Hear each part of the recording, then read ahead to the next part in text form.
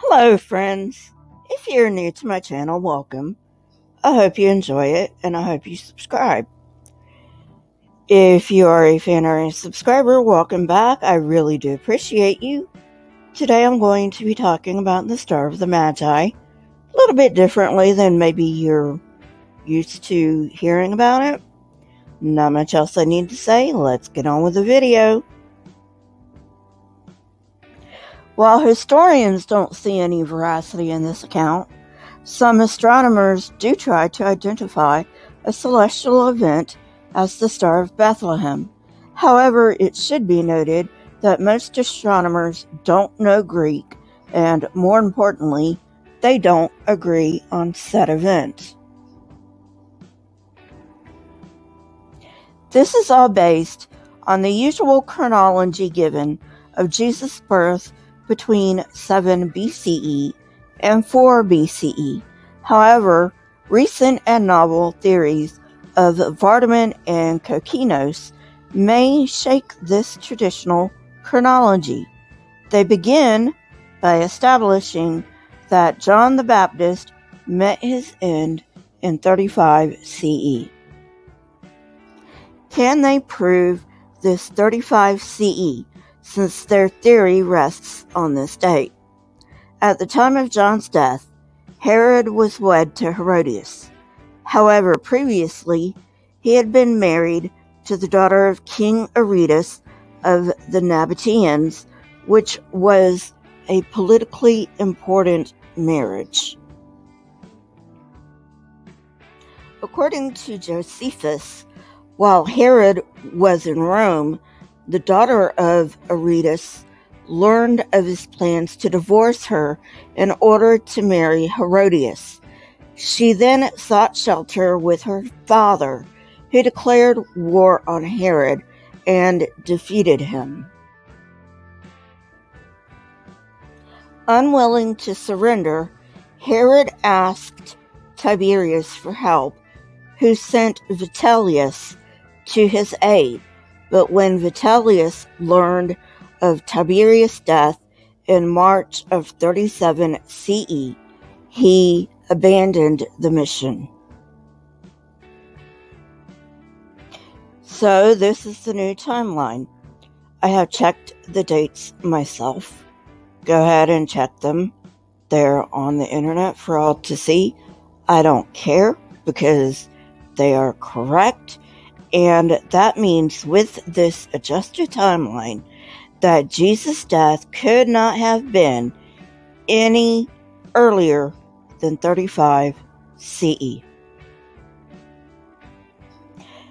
However, the timeline of Jesus' birth is not the only thing that we have to look at here. Luke is known to have been untruthful at times, so we need to readjust our understanding. So because of this gospel's tendency to be fast and loose with the truth, that means we can't really trust his assertion that Jesus was 30 when he started his ministry. So let's look elsewhere. Obviously, I don't trust any of the Gospels, but let's just pretend I do for the time being, for the sake of this argument, and go from there. John, the Gospel of John, is the last to be written, so we can't put too much into it, but again, I don't put much stock in the Gospels anyway. So, the mistake about Jesus' age seems to have been made by relying too heavily on Luke 3:23. However, there is another indicator in the Gospels about Jesus' age, found in John 8:57, which, if read literally, gives us an age closer to 50. So, just to refresh everybody's memory, this is the story about where Jesus says, tear down this temple and in 3 days I'll rebuild it. And the Jewish leader says, you're not even 50 years old. And yada, yada, yada.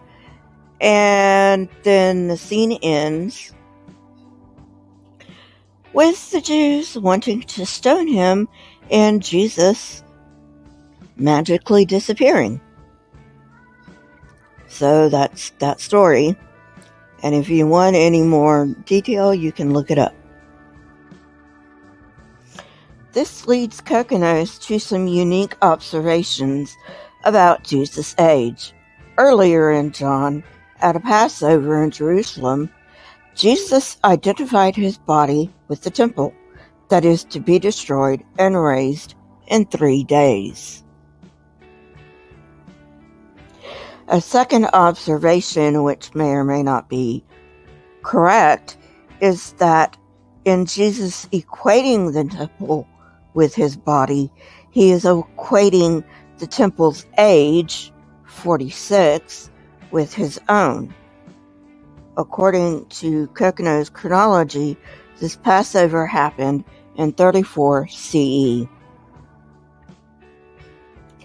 If Jesus was 46 at that Passover, he would be 48 2 years later at his crucifixion, putting his birth in 12 BCE. This reworked chronology leads us to a very interesting stellar event. In 12 BCE, a major comet appeared, recorded by both the Chinese and European writers. It traveled across most of the civilized world from August 26th to October 20th. As it turns out, this was Halley's Comet. With the chronological reconstruction, the Star of Bethlehem may have been Halley's Comet. Please note, I am not saying it was Halley's Comet. I am not saying the reworked chronology is true, although it is a bit on the interesting side. Neither am I saying that Jesus even existed, because I still haven't made up my mind. What I am saying is this gives us food for thought. I now have 2 merch stores. One is on my website, link in the description. The other is on Teespring, link also in the description. My Teespring store does have more in it than my website store, but they do have different things. Go check them both out. Well, friends, that's it for today. I hope you enjoyed it. If you did, hit that like button, press the subscribe button, and if you want to know when I come out with new content, hit the bell next to the subscribe button. My Twitter, Discord, email, PayPal, website, and Teespring links are in the description, along with the source that I used for this video. If you wish to get in contact with me, Twitter is the best way, followed by email. Please leave comments in the comment section. Not only do I love hearing from you, but it also triggers the YouTube algorithm.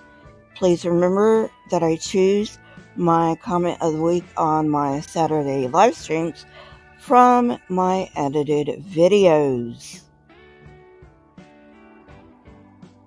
Keep learning and searching for truth. Here are a few videos from my library.